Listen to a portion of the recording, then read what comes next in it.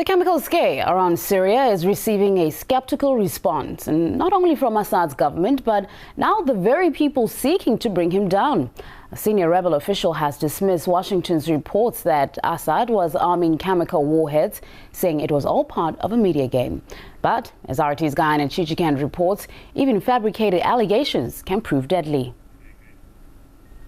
U.S. officials said intelligence agencies have detected that Assad's government has been preparing its chemical weapons stockpiles for possible use.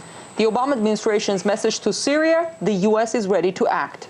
If you make the tragic mistake of using these weapons, there will be consequences, and you will be held accountable. There will be consequences. There will be consequences. We have sent an unmistakable message that this would cross a red line. Next, how does America the media quickly picked up on the alarming news of the Syrian government's alleged plans, citing secret intelligence. After Fox News confirms that Syrian troops now have the deadly nerve agent sarin gas weaponized and at the ready. The Syrian government flatly denied the possibility, saying it would not use such weapons against its people. We would not commit suicide. We fear there's a conspiracy to provide a pretext for any subsequent interventions in Syria by these countries that are increasing pressure on Syria.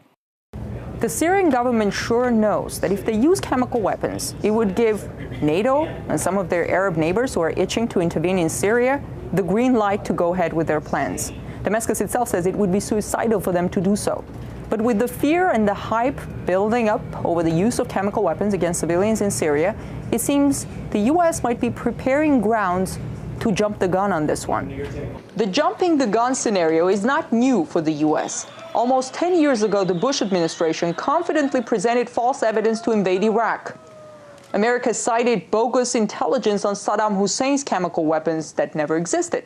The invasion triggered a civil war that killed more than 100,000 innocent Iraqis. And years later, all Washington had to say about this was, the president thought it was correct. Congress thought it was correct. Of course, I regret that it turned out a lot of it was wrong. In the run-up to the Iraq invasion, the U.S. media was instrumental in selling the case to the public. The Congress never had any proof ever presented, ever, of weapons of mass destruction. It all came from Tony Blair to the Cheney and Bush and Condoleezza Rice. Now that the U.S. has drawn a red line on Syria, it has made it clear it's ready to take action. But how? I'm not going to telegraph in any specifics what we would do in the event of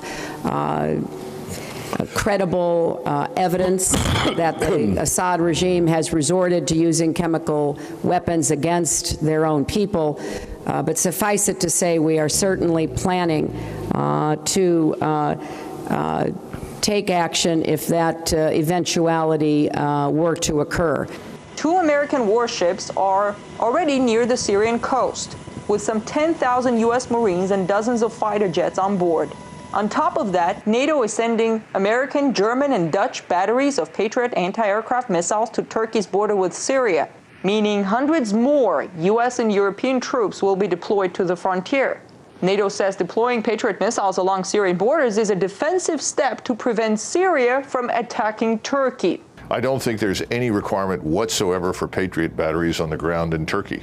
Again, the Patriot missiles are designed to really protect primarily against incoming theater ballistic missiles or aircraft.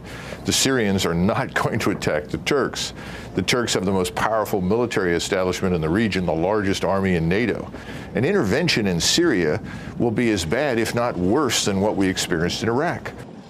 The Pentagon said they would need 75,000 troops to secure Syria's weapons of mass destruction. The question on everyone's mind is, are they seriously considering that kind of a massive intervention?